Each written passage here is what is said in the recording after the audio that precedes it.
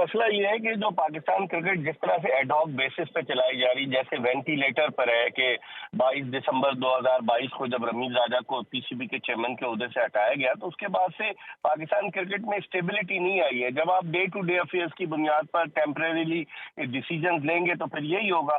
जका अशरफ साहब 5 जुलाई को आए थे 2023 को, और उसके बाद से अब तक उन्होंने जो फैसले किए, उनके दौर में तो और ज्यादा क्रिकेट की सूरत हाल खराब हुई है। जिस तरह आपने जिक्र किया इरफान वर्ल्ड कप, फिर उससे पहले एशिया कप, फिर अब इस न्यूजीलैंड के खिलाफ सीरीज, उससे पहले ऑस्ट्रेलिया के खिलाफ टेस्ट सीरीज, नहीं है। कोचेस तब्दील हो रहे हैं, चीफ सेलेक्टर तब्दील हो रहे हैं, बहुत सारी चीजें आ रही, कप्तान तब्दील हो रहा है। तो जब आपकी मुस्तकिल मिजाजी नहीं होगी, आपके काम में इनस्टेबिलिटी होगी, तलवार हर एक पर लटकी रहेगी कि मैं टीम में रहूंगा या नहीं रहूंगा, मुझे कब निकाल दिया जाएगा। तो जब इस तरह की चीजें होती हैं तो खिलाड़ी फिर अपने लिए परफॉर्म करने की सोचते हैं और फिर टीम के लिए नहीं सोचते, जिसका खमियाजा पाकिस्तान क्रिकेट को भुगतना पड़ रहा है। T20 फॉर्मेट पाकिस्तान की सबसे मजबूत तरीन टीम है। पाकिस्तान की इस वक्त चौथे नंबर पर है T20 रैंकिंग में वर्ल्ड की, लेकिन हमारी टीम पिछले वर्ल्ड T20 वर्ल्ड कप में फाइनल में पहुंची, उससे पहले T20 वर्ल्ड कप के सेमीफाइनल में पहुंची।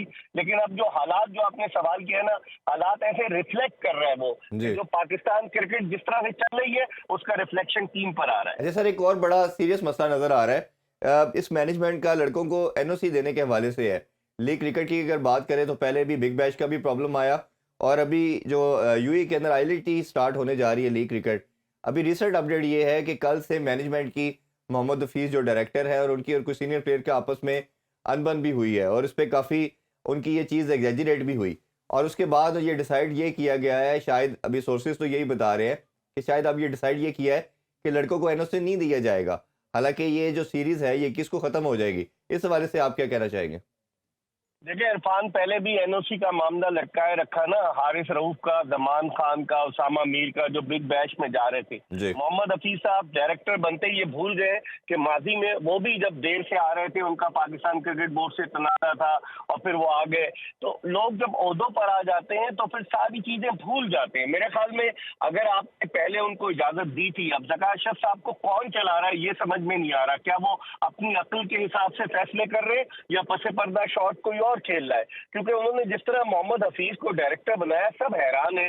हफीज ने कभी इरफान कोचिंग नहीं की, पहले उनको चीफ सेलेक्टर बनाते कुछ समझ में आता है, लेकिन आपने चीफ सेलेक्टर वहाब रियाज को बना दिया, जिन्होंने कभी सिलेक्शन नहीं की। एक आध साल पहले तक वो खेल लेते, पाकिस्तानी टीम में वापसी के मुंतजिर थे। तो इस तरह के जो डिसीजन लेंगे, जब हफीज जो है वो अकले कुल बने हुए, अब आप देखें ना, उनके साथ जो है हाई परफॉर्मेंस में कोच भी भेज दिया गया यासिर अरफात को, एडम हॉलियॉक भी है जो कि बैटिंग कोच है, बॉलिंग कोच उमर गुल है, spin bowling coach Saeed Ajmal है, एक बहुत बड़ा एंटोराज। तो इसका मतलब ये हुआ कि जो हेल्म ऑफ अफेयर्स पर लोग हैं क्रिकेट के, उनको क्रिकेट की अलिफ बे नहीं पता, और वो बजाय इंतजामी उमूर में वो क्रिकेट के उमूर में मदाखलत कर रहे हैं, जिसका खमियाजा पाकिस्तान क्रिकेट को भुगतना पड़ रहा है। अच्छा सर, ये एनओसी के हवाले से कोई एक यूनिफॉर्म और कंसिस्टेंट पॉलिसी नहीं होनी चाहिए जो गवर्न करे कि पूरे साल में जितनी लीग टूर्नामेंट्स होंगे?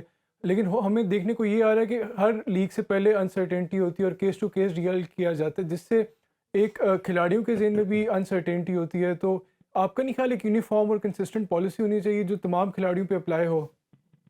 देखिए, पॉलिसी होनी चाहिए। जब इंजमामुल हक बाबर आजम के साथ पीसीबी की मैनेजमेंट कमेटी के चेयरमैन के घर गए वर्ल्ड कप से पहले और मामला तय हुए कि जी इस तरह से खिलाड़ियों के सेंट्रल कॉन्टेक्ट होंगे, तो उस वक्त ये डिसाइड हुआ था कि जो 1 या 2 लीग खेलने की इजाजत दी जाएगी।